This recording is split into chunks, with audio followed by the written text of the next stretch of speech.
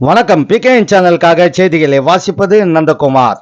சென்னை திருவெட்டூர் 6வது வட்டத்தில் கலை நிகழ்ச்சியுடன் வாக்கு சேகரிப்பு. நேற்று 12/4/2024 நடைபெறவிருக்கின்ற நாடாளுமன்ற தேர்தலில் வடசென்னை நாடாளுமன்ற போட்டியிடும் ராயபுரம் மனோ அவர்களுக்கு இரட்டை இலை சின்னத்தில் வாக்குகள் கேட்டு திருவெட்டூர் மேற்கு பகுதி 6வது வடக்கு வட்டம் 132வது வாக்குச்சாவடி உட்பட சண்முகபுரம் பகுதிகளில் வட்டக்கழக நிர்வாகிகள் செயல் வீரர்கள் வாக்குகள் சேகரிப்பு. வேலாயுதம் முன்னாள் மாமன்ற உறுப்பினர், வட்டக்கழக செயலாளர், 6வது வடக்கு வட்டம் திருவெட்டூர்.